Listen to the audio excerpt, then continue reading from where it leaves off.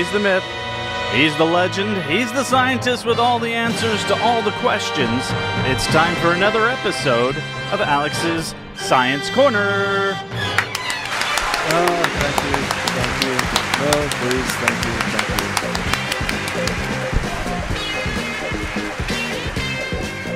you. Alex, what's going on in the wide, wide world of science, my friend? Tell us.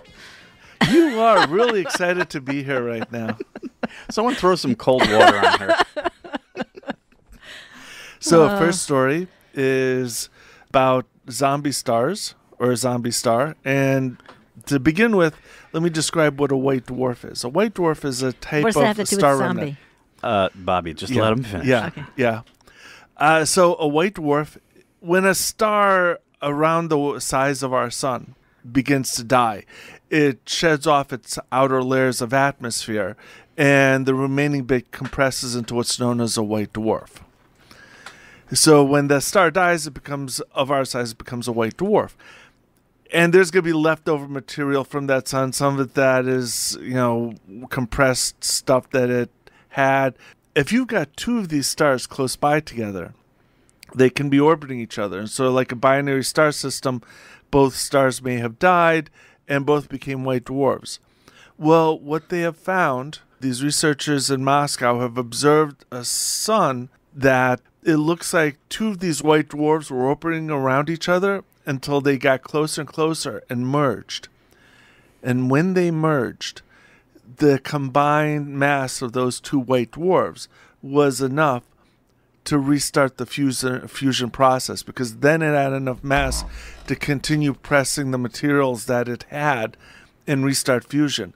So it became a star again? Two dead stars combined to relight a star. That's fascinating, because I was reading that thing that you sent over, and how many times has this ever been observed before? Has it? I think I've heard it happening before. I don't remember reading the article. I remember some other science story talking about something like this. This has only happened a handful of times in the galaxy. Yeah, and they just happened to stumble upon it. Yeah. So did they actually see the whole process at this point? No. What it is they documented it from before and after. Yeah, they documented before and after. Okay. And so what it was is they had a nebula, which is the remnants of the previous stars.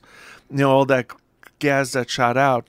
It was lit in a certain way. Then over time, they saw this bright object start radiating in infrared, which means that something lit up inside of there.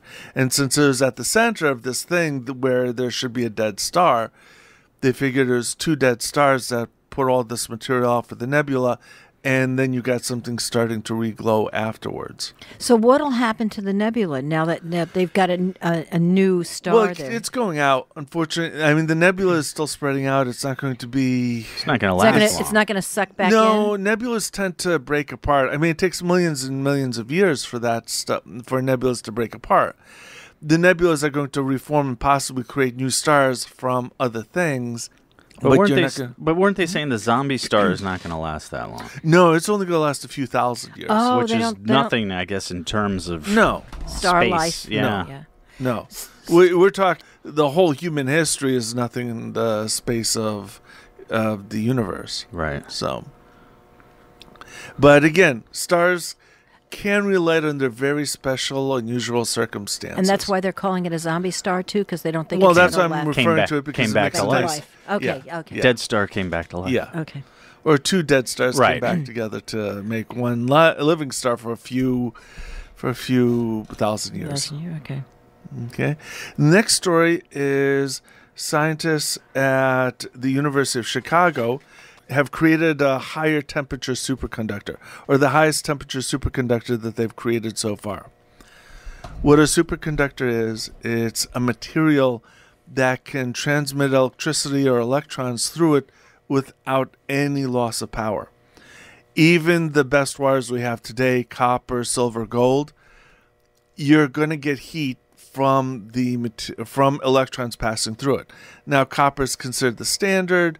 Everything is rated off of copper. Silver and gold are better, so they're rated higher as copper.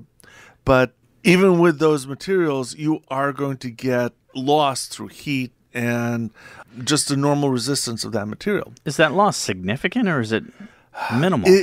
When you're comparing it to like rubber has an incredible amount of loss. Copper does not. Copper has very little, but it's still much more significant, is more than measurable compared to a superconductor. Superconductor, there's no loss. The electrons do not interact with the material while they're passing through the material. So they will go through and not generate any heat while they're passing through. So far, they've been able to do it regularly with some types of metals at extremely cold temperatures, like at minus 250 degrees centigrade. Yeah, but isn't that impractical as far as like... Well, they do use superconducting magnets for a lot of things, and they have to cool those down with liquid helium. And where would this be done? I mean, this kind of... Well, right now they use the superconducting magnets on things that require extraordinarily powerful magnets, like on MRI machines. Okay. And the different type of high energy physics, supercolliding superconductor, the Fermi back project. up a second. Mm-hmm. So an MRI has these superconducted magnets. So they've already gone through the superconductor process? They lowered down the temperature of the material to the point that the magnets are able to superconduct so that they can get the magnets as powerful as they can be. But when you're in that MRI machine, is there something keeping those magnets super cool then? Yes. Is that what you're saying? Yes. Okay. They have that. helium cooling in there to as keep part them of really the cool. equipment? Yes. Oh, okay. Yeah. They have them really cool. Now, one of the things is they want to try and get room temperature superconductors so that this equipment, you don't have to have all that cooling. You can make it easy. You don't have to have special techniques. That's the goal. The guys who at the University of Chicago, they've been able to get this material, lanthanum hydride, to superconduct at almost room temperature. And when I say almost room temperature, it's a open shed in a Minnesota winter temperature, which is still 50 degrees warmer than anything they've done before that. So we're talking about minus 9 degrees Fahrenheit. They're able to get it superconducting. The downside to the way they had to do it, they had to squash the material with 1,000,000 times more pressure than what you're going to have in normal atmosphere. And they could only make enough that it fits, maybe a little bit of your fingernail would have the amount of material they had. So the plus side is this is the warmest superconductor they've ever created. The downside is at the moment it is seriously impractical to try and do anything outside of a laboratory. But it is one more step towards the goal of trying to create a room temperature superconductor. Now, you're not going to use superconductors for everything. What you'd really like to do is if you can make superconductor wires, that means you're not going to lose power during the transmission from the power plant to your house. And it doesn't sound like much, but there is a significant loss of power in those wires. Isn't that why we've got the... what do you call them on the transformers? Yeah. That's actually something completely different. Oh, that is. Yeah, that's what not is to keep amplifying the signal. No. Oh, okay. It's not amplifying the signal. It's a transformer. It's transforming the signal from the high voltage to 220. Right. Okay. Because to get it through, they have to have it high voltage, and then to your house, they have to cut it down. Okay. So it's doing something completely different there. Quick questions about superconductors while I reset my thoughts here? No. No, it's just fascinating because I knew zero about it before. I didn't even realize that whole thing about MRI machines. Yeah. I mean, they use superconducting magnets simply because they're trying to get incredibly powerful. I'm just thinking computer applications too. You don't. Again, there's times when you want the superconducting and times you don't, and that's why they use semiconductors for electronics, because semiconductors only partially block the signal. And that is what you're doing with semiconductors, is by turning on and off those states of conduction, non-conduction, that's how you get the computers to do what they're doing. On the other hand, getting the power from one place to another place and getting the materials to be able to like magnets, again, supercooling magnets makes them more powerful. If you've got superconducting magnets, they're extremely powerful because they're not losing anything lost to heat. It's all going into creating the magnetic field. So the uses for this are going to be medical for MRIs. Well, anything that requires magnets. Yeah. And the other thing will be improving how we're getting electricity.